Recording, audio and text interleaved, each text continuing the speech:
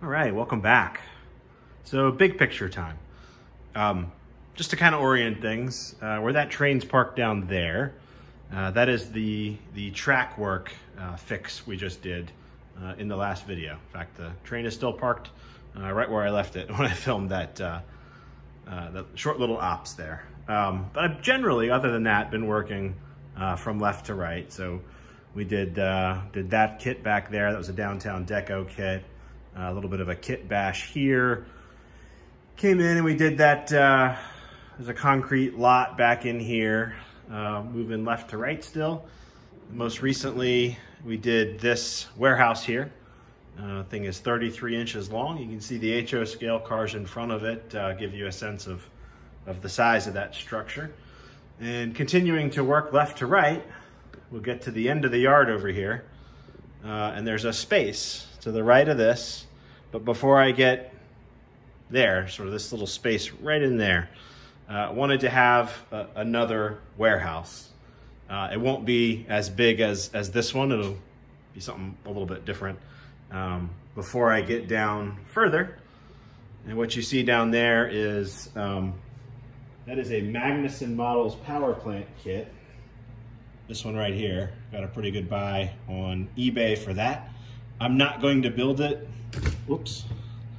I'm not going to build it per the instructions.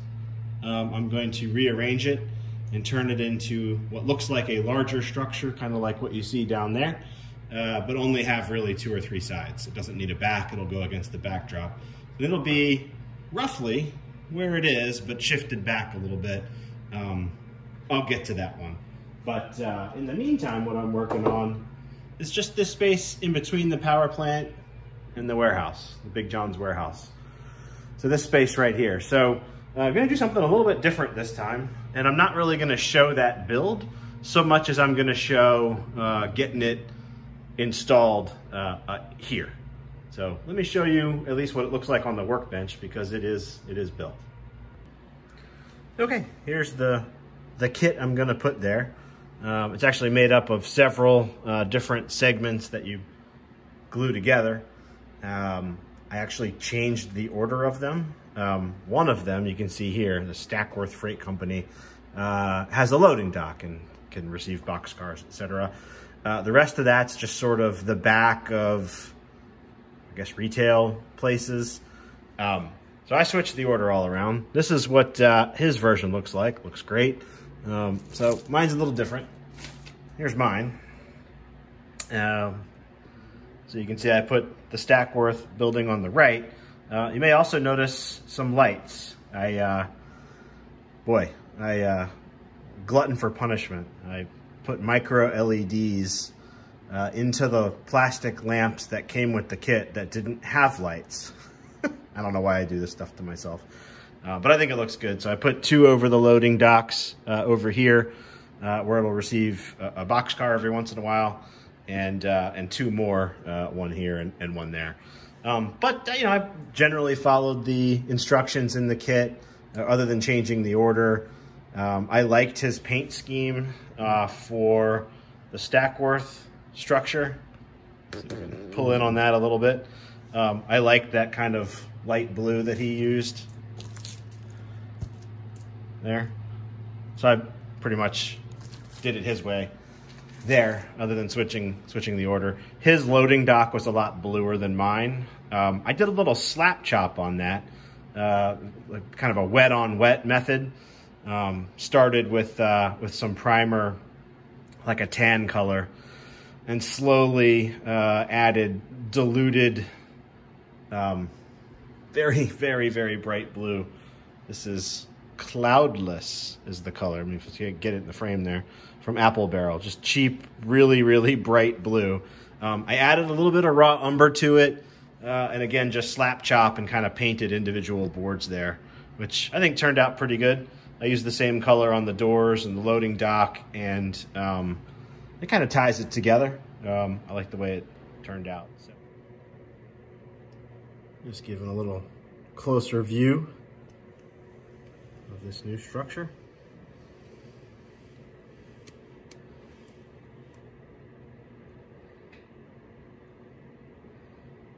Did all the signs, and the conduits and stuff are just made out of wire. The boxes are styrene, and the kit came with pieces of paper to cut off for the meters on the meter boxes. Kit came with the pallets, and the barrels are just styrene, 2 parts. Came together pretty well. Some more junk back here.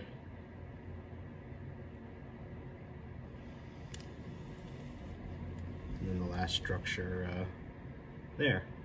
And so this will kind of butt up next to Big John's warehouse at Miles Beverage Distributors.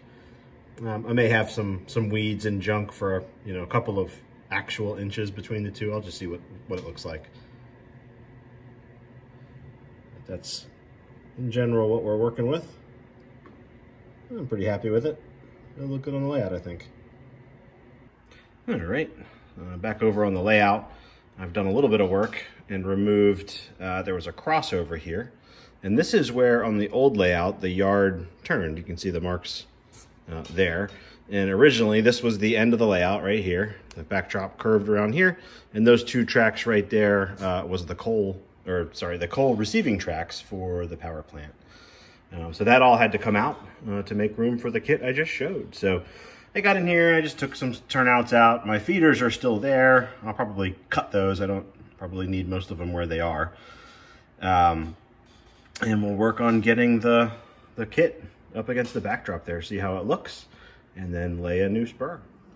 All right, I did a little track work, and I've got the industry dropped in. I didn't add anything on the industrial spur, which is this line here. Obviously beyond this turnout, I'm still trying to figure out what's gonna happen down that way. Got some ideas, so I got some turnouts kind of laying in place. But as you can see, there was significantly more complex track work here before, as the yard started to veer off to the right and get back into the ladder at the north end of the yard. But now I've got all this space, so that'll come later. That'll all get straightened out. So that's kind of where it is. It did make a little bit of a mess of, you see those wires coming down. I'll fill all that in, but those are the leads for the LEDs. Those 2 lights and a couple of these other lights are actually light up. And so there wasn't room between the structure and the backdrop, so I had to kind of run it straight down behind the structure and then kind of down underneath, you know, through the tabletop, as it were. Do have a feeder coming up there. Rather than trying to do it here at the turnout, I did it there in the middle of that flex track. There's a lot of other feeders here. You can see a couple of them sticking through right there. Right there's 2 feeders. I don't know that I'm gonna need as many as I had. Again, this is not that complex of track work compared to what was here before. So, got everything in. The structure's not glued in place, but with that pretty heavy wire running through and it's leaning on the backdrop and those concrete pads are glued to the front of it, it's not going anywhere. So I'll leave it as is so that I can more easily do scenery around it when I get to that. But for now, this track should be live. Let's give her a go.